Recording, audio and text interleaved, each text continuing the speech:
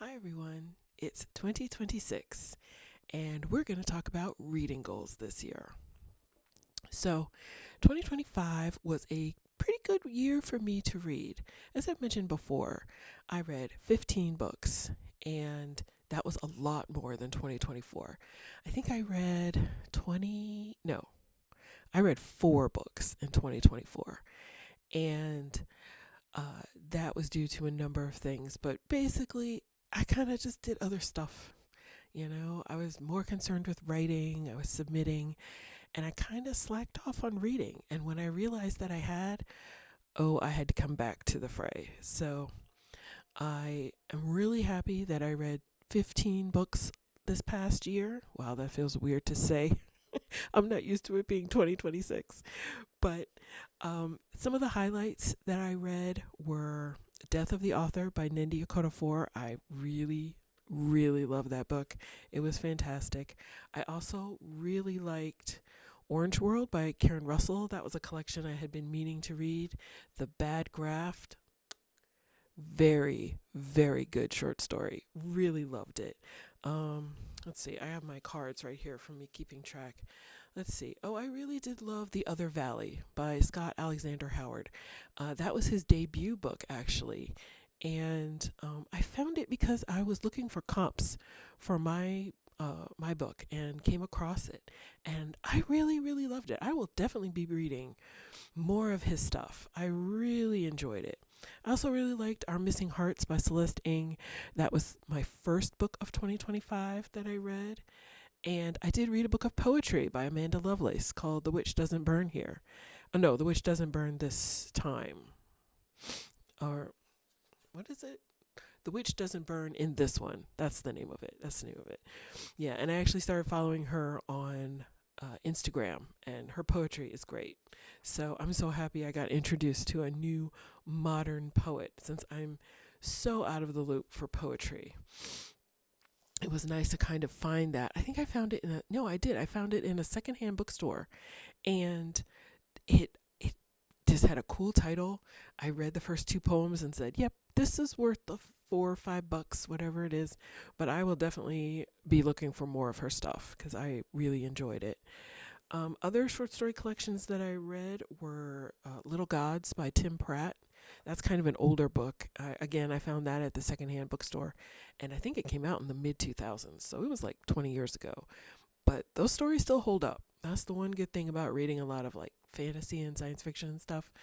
A lot of times it holds up, and you don't need to be in the current time to enjoy them. Whereas some more contemporary books, they kind of after a while they feel older because there aren't cell phones or whatever. So yeah, let me think. What are some other? Oh, Julia Alvarez's Cemetary of Untold Stories. Really loved that book too. I read The Testiments by Margaret Atwood. That had been on my TBR shelf, and I said, you know what? I think I need to read that now. I did also get around to reading Fourth Wing by Rebecca Yarros. I read a few Burton and Sanderson books, and This Is How You Lose the Time War by Amal. What's her name? Amal El-Mohatar. I hope I'm pronouncing that correctly, and Max Gladstone. And that was lovely. Really enjoyed that book also. So I closed out 2024 reading Beasts of Extraordinary Circumstances. This was pretty good. It was cute and sweet.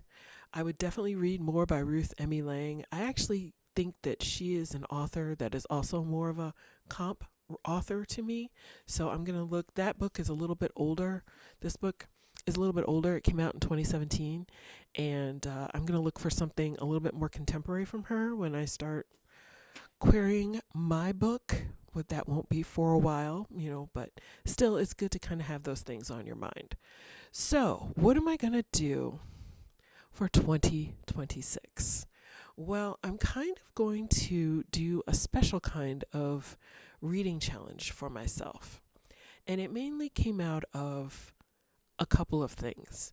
The first thing is that one of the books on the list is It by Stephen King. And I read this book back in the 90s. and it was probably just after the TV show came out, or just before the TV show came out. The TV movies, I should say, that came out. I don't remember the year. I think it was 90 or it was 91. I was 13 in 1990, and I feel like I read it after it came out. I was like 14. But anyway, I was reading the books in my ballet class, and one of my friends said to me, "You know, somebody told me that that book is really fun to read when you're in your 40s. So you should read it now as a teenager and then read it again in your 40s. It will be, a fun ride." And I was like, okay. Now, of course, I don't have my copy anymore. My poor tattered paperback copy is long gone. But I never forgot that. And I think that because in the last few years they did the remake movie with Jessica Chastain in it, and what's his name, the Skarsgård, Bill Skarsgård, yeah, is Pennywise, and Welcome to Derry just came out this past fall, and I think they've wrapped for season 1, and season 2 will be next year. So I feel like it's a good time to like reread this book because their remakes are happening and all that stuff, and I'm in my 40s now, so fun, fun, fun. But yeah, it is on this list, and there's going to be 10 books that I basically read before the age of 25, and I'm going to reread them now as I approach the big 50.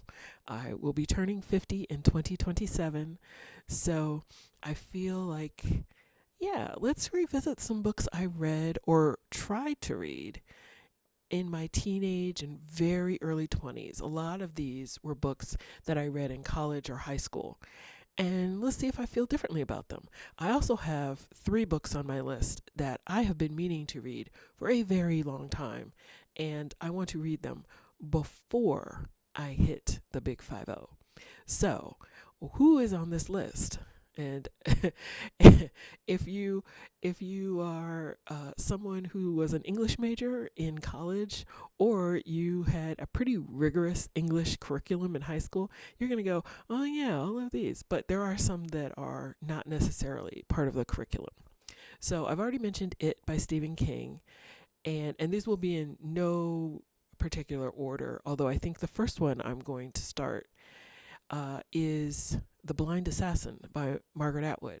I'm a huge Margaret Atwood fan, and when that book came out, I was 23, and y'all, I just couldn't stick with it. But it's been sitting on my shelf for the last 20-something years. So, we are going to read The Blind Assassin this year.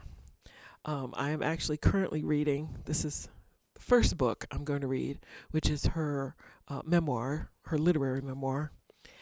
A memoir of sorts, yeah. But this was a Christmas present from my aunt, so we've just started that, and I'm going to read that, and then after that, I'm going to read The Blind Assassin. The next book on the list is Pride and Prejudice by Jane Austen. Again, I think I read it in college. It was fine. I want to reread it, especially since everybody says that Jane Austen is really like a master of writing, and I remember liking it. I don't remember loving it, so I want to give it a try again now that my taste has kind of been more sophisticated. Wuthering Heights, I do remember reading that as a senior in high school. I do remember really liking it. That's Emily Bronte, and since the movie's about to come out with Margot Robbie, I believe, yeah, it's a good time to refresh myself over Wuthering Heights. The Hobbit by Tolkien. I read this as a kid. I think I read it when I was 10, 11, 12, something like that.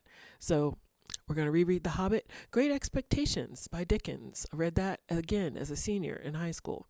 Mayor of Casterbridge by Tom Hardy.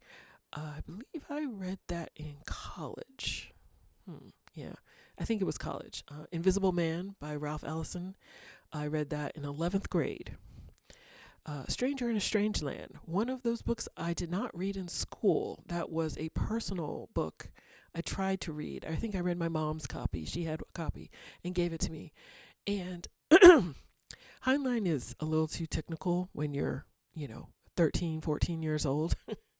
So I probably will read it now and think, oh, it's so easy. But when I was 13, it was kind of hard to hold me. That was my Stephen King and Nancy Drew era, I believe. So we're going to give Stranger in a Strange Land, especially since it's kind of a classic. So I definitely want to, give it another shot. And then the last book on this list of 10 books that I want to reread is The Writing Life by Annie Dillard. It is the only nonfiction book on this list. I read that in college. I believe it was in 97.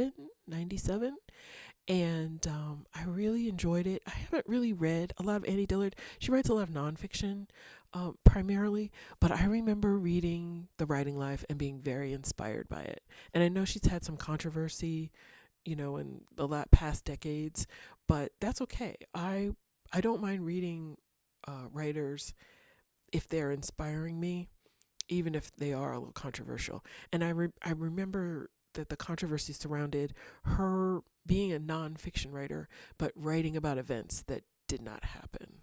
So if I'm remembering it correctly, I could be wrong, but yeah, The Writing Life by Annie Dillard. We're going to revisit that. And then the 3 books that I want to read that have been sitting in my mental TBR, really honestly, are Frankenstein by Mary Shelley, Satanic Verses by Salman Rushdie, and one of the early Toni Morrison books. I have never read Beloved or The Bluest Eye, so either one of those is fine, maybe both. But yeah, these are the 10, really 13 books that I want to read in the coming year. And I think that'll be a fun challenge. I'm very curious. I rarely reread books because my memory is so good. I can remember stories and it's not that fun for me. There have been a few that I reread once in a while. Usually it's a short story collection because I can't quite remember one of those short stories. But novels, rarely do I reread them. So this will be interesting for me to go back and read them again and what my impressions are and whether I change my mind, which I think I probably will do with a couple of them. And a few of them I'll actually finish, like The Blind Assassin and Stranger in a Strange Land, and really have a complete, opinion about them. Because it's hard for me to kind of say like, oh, it's a bad book or it's a good book if I haven't actually powered through and read it. I mean, even some of the books that I really don't like, I kind of powered through and just read the first sentence of each paragraph with some books that I don't like. But if I just stopped reading it for whatever reason, it's hard for me to kind of offer an opinion. But there are certainly a few books this year that I'm looking forward to. I have a friend who will be publishing this year. I think her book is coming out in June.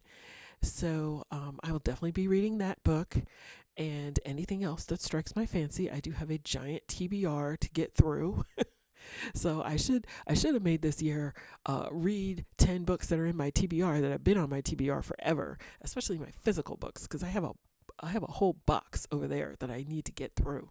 Plus, I have a couple of books that I've bought in the past few months, that Hunger by Roxane Gay, that I bought, back, I don't even know when that was, November, something like that.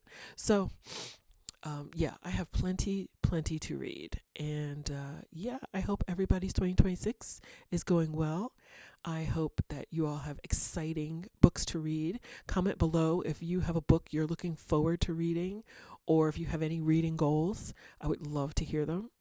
Thank you so much for watching. If you enjoyed this video, please hit the like button and consider subscribing. We talk about writing, publishing, reading, creativity, inspiration, all of that in between. So if that sounds interesting to you, I would love to see you over here. Okay? I sound like a game show host. Thanks a lot. I will talk to you all on the next video. Bye.